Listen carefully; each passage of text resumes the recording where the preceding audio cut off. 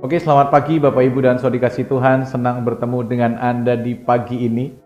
Saya berdoa dengan sungguh supaya Bapak Ibu semua dalam keadaan baik, dalam keadaan sehat, dan terlebih daripada itu selalu berjalan di dalam anugerah dan kebaikan Tuhan dalam hidup kita. Firman Tuhan berkata, anugerah Tuhan selalu baru setiap pagi. Dan saya percaya hari ini pun selalu akan ada anugerah Tuhan, akan ada kebaikan Tuhan dalam setiap kehidupan Bapak, Ibu, dan Saudara dikasih Tuhan. Hari ini sebelum kita mendengarkan firman Tuhan, kita akan sama-sama berdoa supaya Tuhan menuntun hati kita, supaya hati kita terbuka, dan hati kita diisi oleh kebenaran firman Tuhan. Kami bersyukur hari ini buat anugerah Tuhan, buat kebaikan Tuhan yang begitu besar. Kalau hari ini kami boleh bangun di pagi hari, kami boleh menikmati udara yang segar, menikmati matahari, kami boleh melihat istri, suami, anak-anak, orang tua, keluarga, teman. Kami masih diberikan tanggung jawab untuk bekerja, semua karena kebaikan Tuhan. Kami hari ini sebelum mulai aktivitas kami akan mendasari terlebih dahulu dengan kebenaran firman-Mu. Persekutuan dengan Tuhan bicara buat kami hari ini, supaya kami kuat ketika kami menjalani hari bersama dengan Tuhan. Dalam nama Tuhan Yesus, kami berdoa.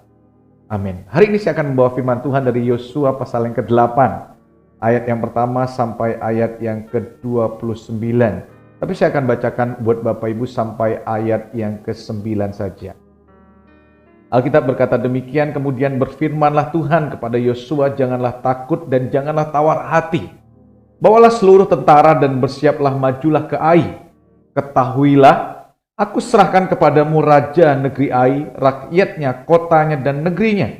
Dan haruslah kau lakukan kepada Ai dan rajanya seperti yang kau lakukan kepada Yeriko dan rajanya.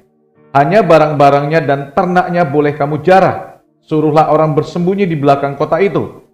Lalu bersiaplah Yosua beserta seluruh tentara untuk pergi ke Ai. Yosua memilih 30.000 orang pahlawan-pahlawan yang gagah perkasa. Mereka disuruhnya pergi pada waktu malam. Dan kepada mereka diperintahkannya katanya, ketahuilah kamu harus bersembunyi di belakang kota itu untuk menyerangnya. Janganlah terlalu jauh dari kota itu dan bersiap-siaplah kamu sekalian. Aku dan semua orang yang bersama-sama dengan aku akan mendekati kota itu. Apabila mereka keluar menyerbu kami seperti yang pertama kali, maka kami akan melarikan diri dari hadapan mereka. Jadi mereka akan keluar menyusul kami, sehingga kami memancing mereka jauh dari kota itu. Sebab mereka akan berkata, orang-orang itu melarikan diri dari hadapan kita seperti yang pertama kali. Jadi kami melarikan diri dari hadapan mereka. Maka kamu harus bangun dari tempat persembunyianmu itu untuk menduduki kota itu. Dan Tuhan Allahmu akan menyerahkan ke dalam tanganmu. Segera setelah kamu merebut kota itu, haruslah kamu membakarnya. Sesuai dengan firman Tuhan, kamu harus melakukan semuanya itu. Ingatlah, itulah perintahku kepadamu. Demikianlah Yosua menyuruh mereka pergi lalu berjalan mereka ke tempat persembunyian dan tinggal di antara Betel dan Ai di sebelah barat Ai. Tetapi Yosua bermalam di tengah-tengah rakyat pada malam itu. Nah, Bapak Ibu dan Saudara dikasih Tuhan, salah satu aktor terkenal zaman dulu banget namanya Bud Lancaster. Nah, sebelum Bud Lancaster ini menjadi seorang pemain film yang terkenal, dia adalah dulu seorang akrobatik. Nah, dalam salah satu autobiografi menceritakan bagaimana awal mula ketika Bud Lancaster bekerja sebagai pemain akrobat. Di cerita itu menceritakan Bud Lancaster yang muda satu kali mengikuti sebuah penerimaan pekerjaan di tempat dia harus bermain sirkus. Nah, dia mendaftarkan diri ke sana, dan ketika dia mendaftarkan diri, dia disuruh oleh pihak tempat sirkus untuk melakukan beberapa kali lompatan di palang sejajar.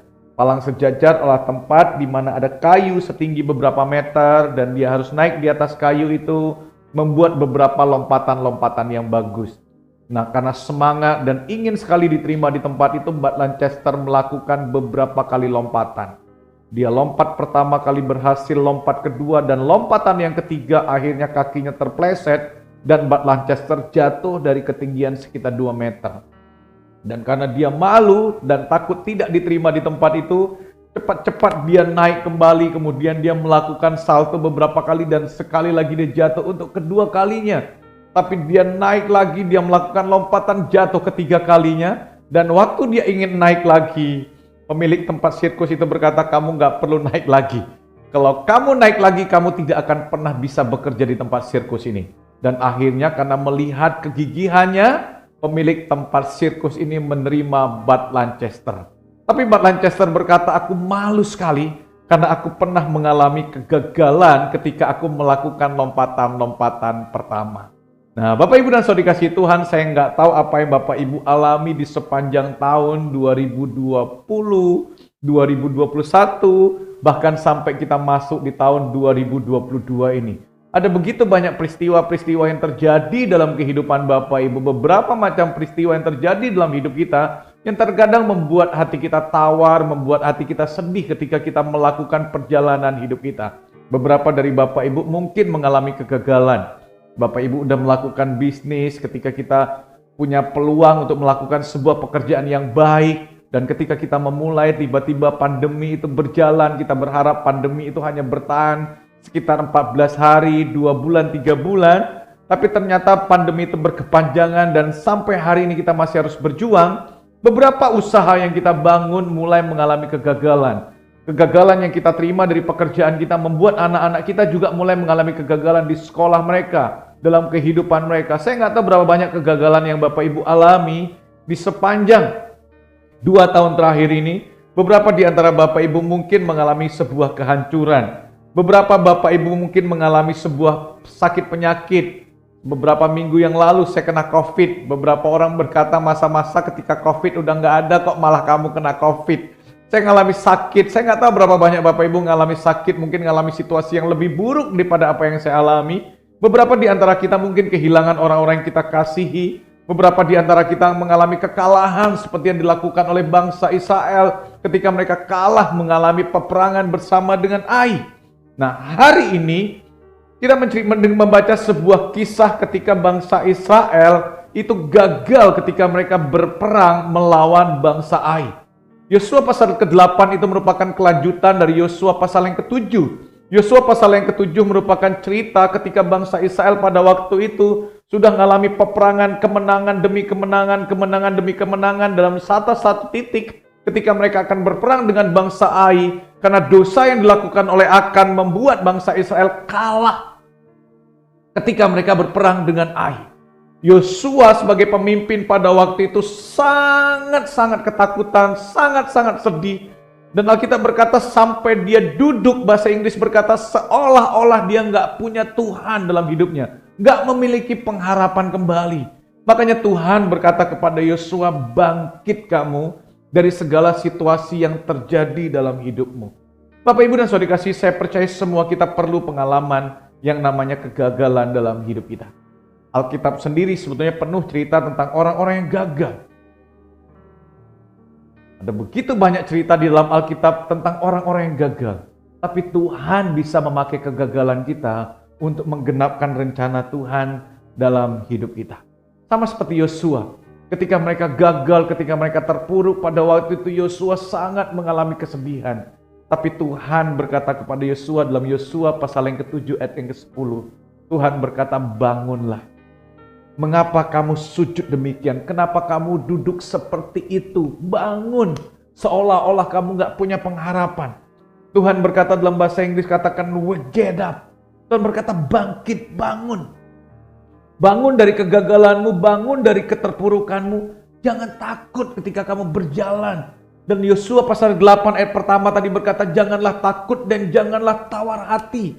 Bawalah seluruh tentara dan bangkitlah, Tuhan bilang.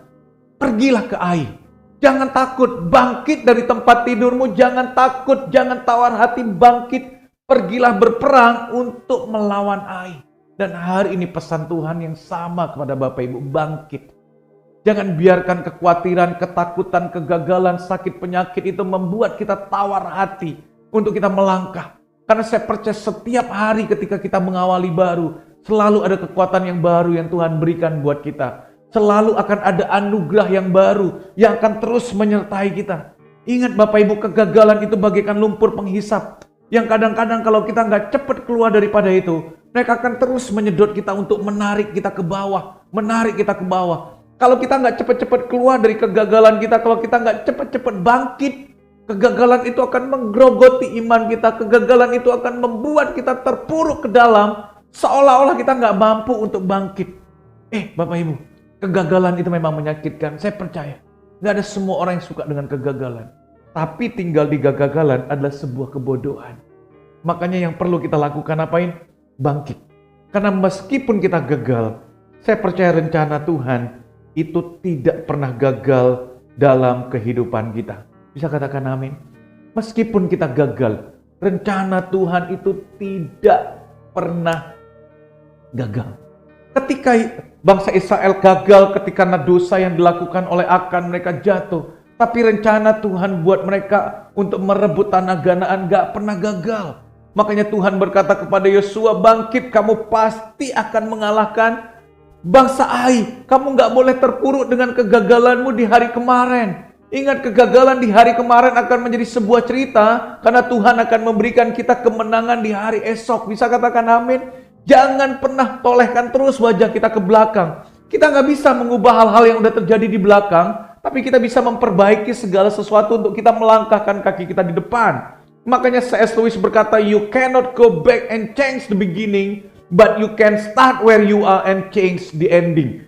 Dia berkata, kamu nggak bisa kembali dan mengubah segala sesuatu yang udah terjadi. Tetapi kamu bisa memulai tempat di mana kamu berada, dan kamu bisa mengubahkan segala sesuatunya pada akhirnya.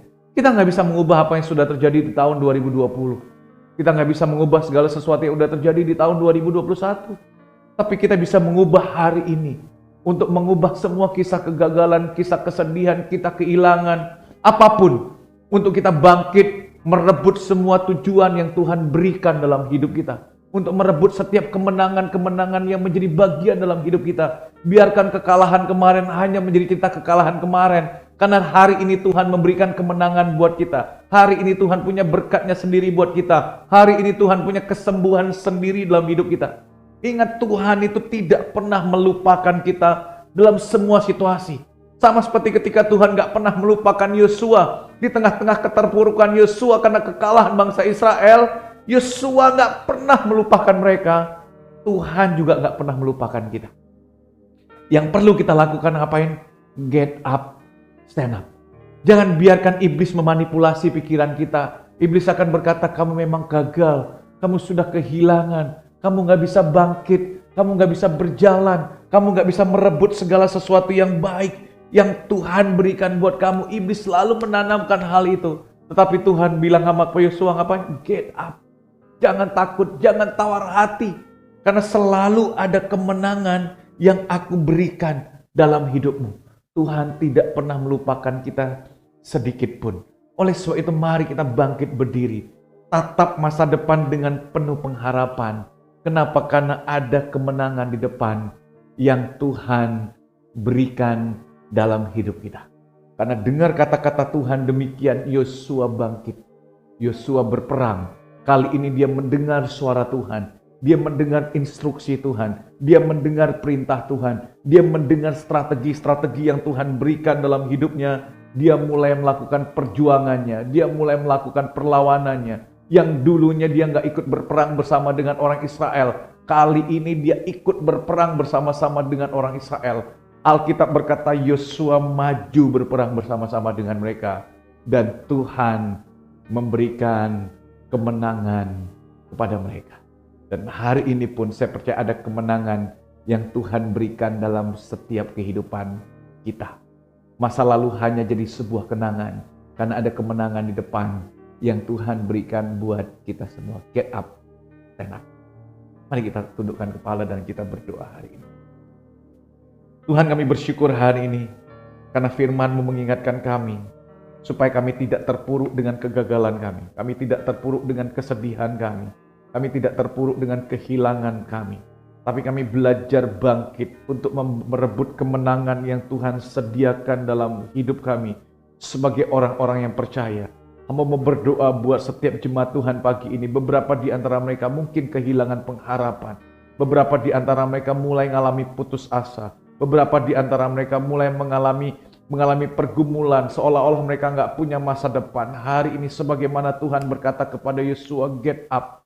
Yang sama Tuhan berikan buat Bapak, Ibu, dan teman-teman hari ini. Firman Tuhan berkata, bangkit. Jangan biarkan iblis mengintimidasi hidupmu. Karena apa? Karena Tuhan akan terus memegang tangan kita dan memberikan kemenangan di depan dalam hidup Bapak, Ibu. Saya berdoa hari ini ada anugerah Tuhan, ada kebaikan Tuhan, ada tuntunan Tuhan dalam setiap langkah-langkah kehidupan kita, kemanapun kita pergi, kemanapun kita melangkah. Biarkan suara Tuhan dan firman Tuhan yang akan terus menuntun setiap langkah-langkah kita, sehingga kita bisa memiliki sesuatu yang besar dan luar biasa yang Tuhan berikan buat kita semua. Anugerah kebaikan Tuhan akan menjadi bagian dalam hidup Bapak, Ibu. Dalam nama Tuhan Yesus kami berdoa. Amin. Tuhan memberkati.